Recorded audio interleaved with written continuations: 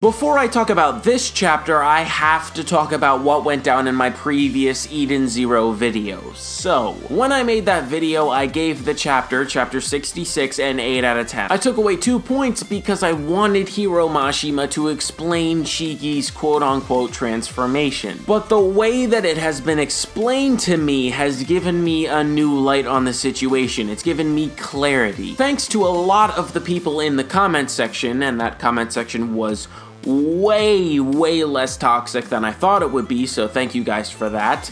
It's been explained to me that this isn't a transformation whatsoever. It's actually Shiki just using more of his ether power or his ether gear or whatever you want to call it. Like for example, Homura. When she used the ultimate attack, Odin's Strike, you could see the ether gear extending up her body because she was using more ether power. But yeah, that's basically the way that it's been explained to me.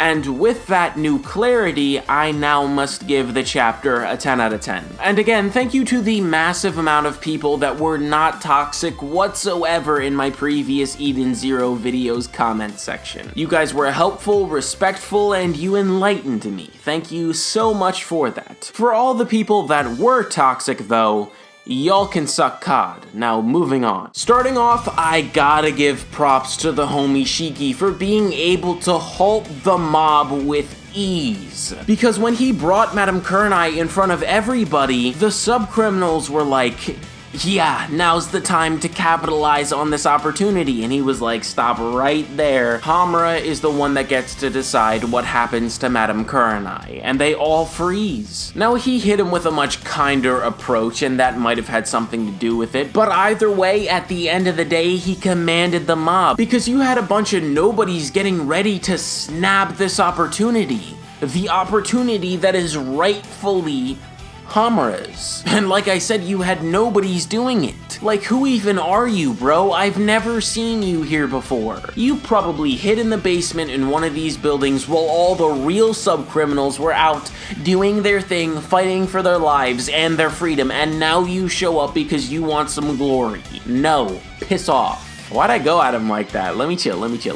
Now, even though Shiki does stop them, there is a little bit of conversation that is had about why she should be the one to do it, and ultimately, Homura does get to do it because she is not only the daughter of Madame Kurnai, but Valkyrie's ultimate student. And the way that Homura handles this interaction has pushed her to become my #1 favorite Eden Zero character of all time. She has surpassed Shiki because she did everything that she needed to do in this conversation. First off, she needed to see if Madame Kurnai and her had any connection whatsoever. So she whips out that stank stuffed animal that she's been carrying around for years, and she puts it in front of Madame Kurnai's face and says, "Do you know what this is?" And Madame Kurnai's response is basically, no.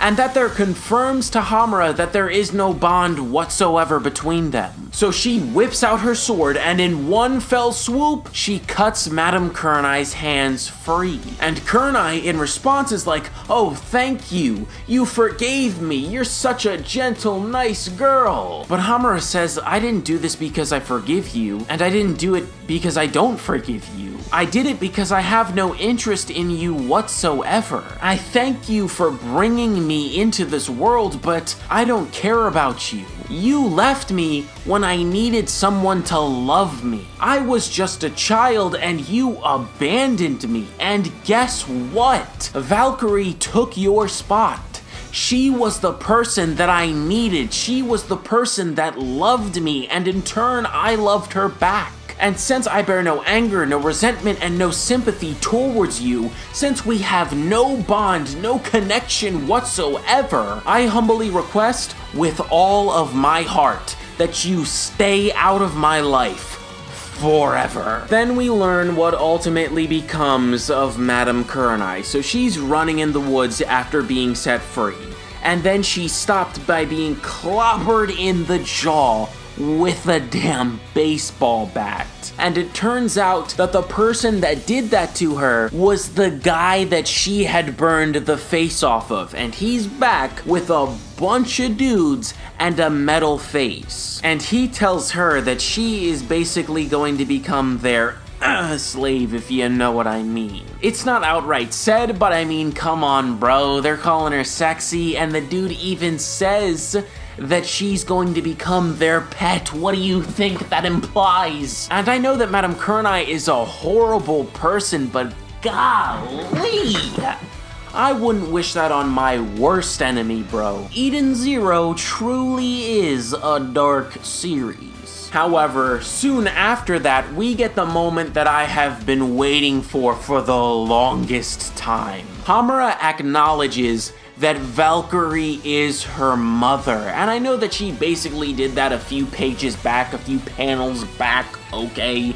But I needed her to outright say it. And she does at the end of the chapter. She again whips out that stank doll and says, if this doll represents my connection to my mother. By the way, she's saying this while she's looking at the corpse of Valkyrie. Anyways, she continues and says, then I wish for you to have it. You were my mentor, my friend, and my mother. Bro, when I saw those last 3 words put together, I was leaping for joy, because that is the way that you end it. Homura has had the best character development out of all of the characters in Eden Zero, no cap, no question, free! And with all that said, it's time to bring this video to a close. So thank you all very much for watching. I hope that you all enjoyed. If you did, make sure to like, comment, and subscribe, and I will see you all in the next one. Peace out, everybody.